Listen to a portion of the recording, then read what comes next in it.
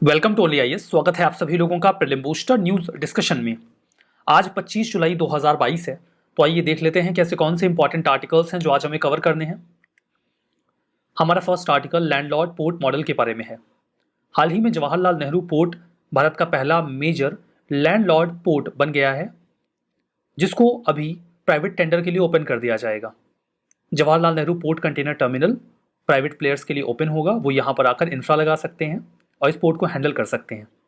अभी तक जो मॉडल रहा है पोर्ट्स का, भारत के मेजर पोर्ट्स का, वो सर्विस मॉडल रहा है।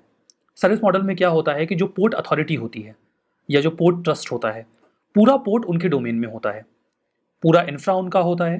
वो जो सर्विसेज देते हैं उसके बदले में जो भी अपनी कंटेनर्स वगैरह वहाँ पे लेकर आ रहे हैं, एक्सपोर्ट इंपोर्ट कर रहे हैं, उनको चार्ज करते हैं और उनसे पैसे ले लेते हैं। कुल मिला के इसकी ओनरशिप, हैंडलिंग, मैनेजमेंट अभी तक पोर्ट अथॉरिटी के पास हुआ करती थी और वो इन सभी को ओन करते हुए सर्विसेज देते थे। अभी ये धीमे धीमे अपना मॉडल चेंज कर रहे हैं। इस मॉडल को कहा जा रहा है landlord port model. Landlord port model में क्या होगा कि जो पोर्ट अथॉरिटीज़ हैं वो खुद को केवल एक लैंडलॉर्ड के रोल में डाल देंगी। मतलब ओनरशिप तो उनकी रहेगी, बाकी सारा काम वो नहीं करेंगे। पोर्ट को मैनेज करना, हैंडल करना, वहाँ पे कोई एडिशनल इंफ्रा डेवलप करना है तो वो सारा काम करना, ये काम किसी एक प्राइवेट अथॉरिटी को दे दिया जाएगा। ये सारी सर्विसेज अब वो ग्रांट करें। ये बिल्कुल वैसे ही है जैसे कि आप दिल्ली में या किसी अन्य शहर में यूपीएससी की प्रिपरेशन के लिए गए हुए हैं, तो आप एक कमरा किराए पर लेते हैं, तो आपको मिलता है एक लैंडलॉर्ड जो उस कमरे का ओनर होता है और आप उसके टेनेंट बन जाते हैं। इन दैट केस क्या होता है कि रूल्स एंड रेगुलेशंस किसके होते हैं? ओनर के होते हैं। आप किस प्रकार से घर में रहेंगे, कितने बजे तक एंटर कर जाएंगे और क्या नियम कानून आपको फॉलो करने पड़ेंगे, वो आपको लैंडलॉर्ड बता देता है। सिमिलरली लैंडलॉर्ड पोर्ट मॉडल में रूल्स एंड रेगुलेशंस और ओनरशिप वो तो पोर्ट ट्रस्ट के पास ही रहती है, लेकिन उसके बाद घर में अगर आप कोई और एडिशनल सामान लगाना चाहते हैं, आप फ्रिज लाना चाहते हैं, आप बेड लगाना चाहते हैं, कुर्सी टेबल लगाना चाहते हैं, whatever you need to put there, वो आपका अपना काम है, आप उसको करिए जिससे आपको सहूलियत हो, आसानी हो। सिमिलरली जिस प्राइवेट प्लेयर को वो पोर्ट मिल जाएगा वो उसमें सर्विसेज को बेहतर बनाने के लिए जो भी एडिशंस करना चाहते हैं कर सकते हैं। तो ये तो आपने समझ लिया ना कि लैंडलॉर्ड पोर्ट मॉडल क्या है। पहले सर्विस पोर्ट मॉडल हुआ करता था और अब धीमे धीमे लैंडलॉर्ड पोर्ट मॉडल ऑप्ट किया जा रहा है। और इस मॉडल में जाने वाला पहला पोर्ट कौन सा हुआ? जवाहरलाल नेहरू पोर्ट। ये शुरुआत है, अभी कुछ और भी पोर्ट्स होंगे जो इस मॉडल पे जाएंगे और प्राइवेट ओनरशिप रहेगी इन पोर्ट्स की। केवल जो ओरिजिनल ओनरशिप है, मतलब हैंडलिंग मैनेजमेंट प्राइवेट प्लेयर्स को दे दिया जाएगा, जो ओनरशिप है वो तो पोर्ट ट्रस्ट के पास ही रहेगी। तो जो अथॉरिटी होगी वो ओनरशिप मेंटेन करेगी और जो प्राइवेट फर्म्स होंगे उनको लीज कर दिया जाएगा पूरा इंफ्रा, बाकी एडिशनल उन्हें जो इक्विपमेंट वगैरह लगाने हैं वो लगाएं। इन रिटर्न जो लैंडलॉर्ड पोर्ट होगा, जो ओनर होगा, पोर्ट ट्रस्ट होगा, उससे रेवेन्यू मिलेगा जो प्राइवेट एंटिटीज अर्न करेंगी। जवाहरलाल नेहरू पोर्ट अथॉरिटी के बारे में बात करें तो ये नवी मुंबई में है। 1989 में इसको कमीशन किया गया था। बहुत बड़ी संख्या में ये कंटेनर को हैंडल करता है। जो total containerised cargo volume India के मेजर पोर्ट्स पे आता है उसका लगभग 50% तो यहीं पर हैंडल होता है। तो कुल मिला के बहुत ही बड़ा पोर्ट है ये। 26 इसे रैंक किया गया था जब 100 ग्लोबल पोर्ट्स की रैंकिंग निकाली गई थी लॉयड्स लिस्ट में 2021 की रिपोर्ट में। तो मतलब एक सिग्निफिकेंट पोर्ट है ये ग्लोबल लेवल पे भी। हमारा नेक्स्ट आर्टिकल महाराजा सरफोजी के बारे में है। 19वीं सेंचुरी की एक पेंटिंग अभी हाल ही में राजा सरफोजी जी की और उनके बेटे शिवाजी की, जिसे सरस्वती महल से चुरा लिया गया था तंजावुर से। अभी हाल ही में उसे यूएसए के एक म्यूजियम में देखा गया। इसी रेफरेंस में सरफोजी न्यूज़ में आए। महाराजा सरफोजी जी के बारे में बात करते हैं। तंजावुर में जो भोसले राजा हुआ करते थे, ये उनकी डायनेस्टिक लाइन में लास्ट थे। इनका जन्म 1777 में हुआ था और इन्होंने 1832 में अपनी अंतिम सांस ली। इनके एकमात्र बेटे थे शिवाजी, जिनका शासन जो है वो 1855 तक चला। इनका कोई मेल सक्सेसर नहीं था। और आपको डलहौजी की डॉक्ट्रिन ऑफ लैप्स की पॉलिसी, अगर आपने मॉडर्न इंडिया पढ़ा हो तो मे बी आप जानते हो, काफ़ी इनफेमस थी। ब्रिटिशर्स ने ये बोल रखा था अगर आपके पास ओरिजिनल हेयर नहीं है तो आपका जो राज्य है वो ब्रिटिशर्स कब्जे में ले लेंगे और उसे ब्रिटिश इंडिया में मिक्स कर देंगे। इसी के तहत जो शिवाजी का राज्य था वो अंग्रेजों ने कब्जा लिया था डॉक्ट्रिन ऑफ लैप्स का इस्तेमाल करके। बात करते हैं महाराजा सरफोजी के कंट्रीब्यूशन के बारे में।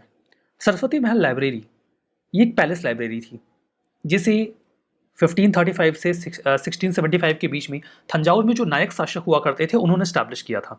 तो मतलब ये मामला है कि यहाँ पे अभी रोल महाराजा सरफोजी का नहीं है। ये लाइब्रेरीज तो पहले ही बना दी गई थी। हाँ, उसे एनरिच करने का काम सरफोजी जी के द्वारा किया गया। वहाँ पे priceless work, maps, dictionaries, coins, art work, ये सब उनके द्वारा ही इंस्टॉल करवाया गया। एजुकेशनल रिफॉर्म्स की बात करें तो उन्होंने नव विद्या कलानिधि शाला स्टैब्लिश किए।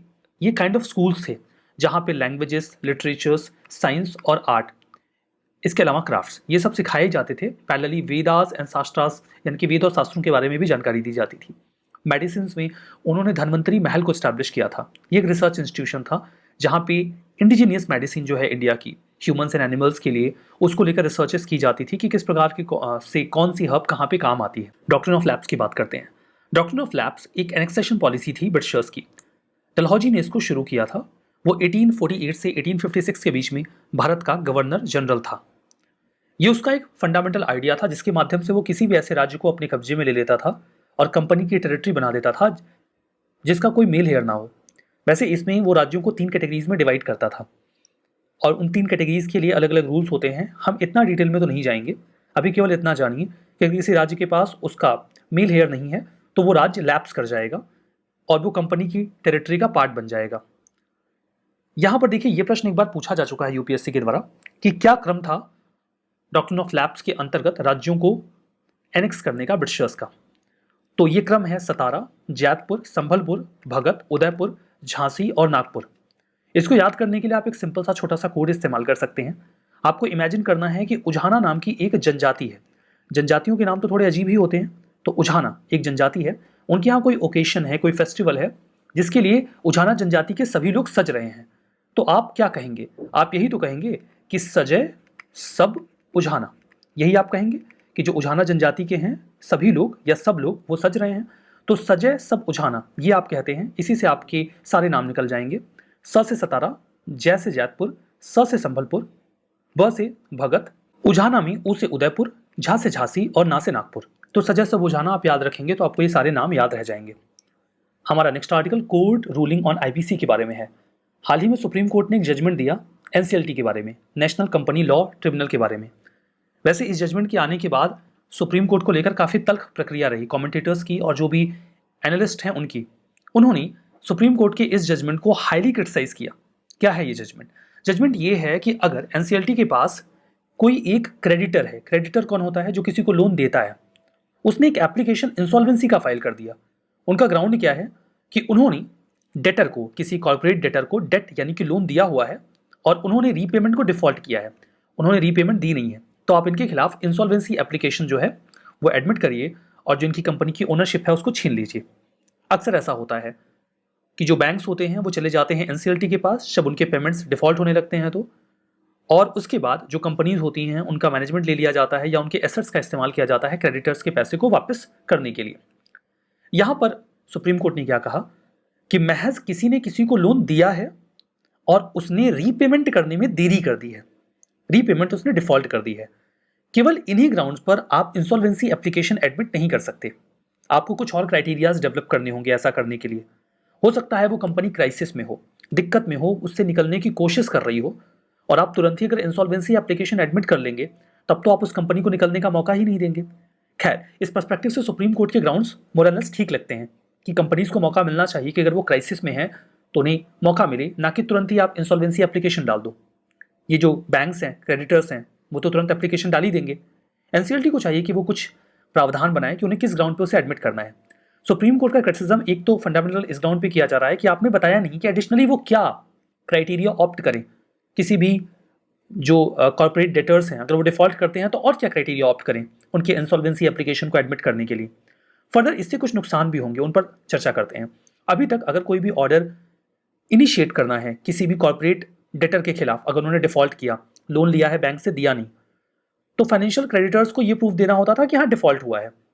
उसके बाद एनसीएलटी जो है वो कार्रवाई शुरू कर देता था।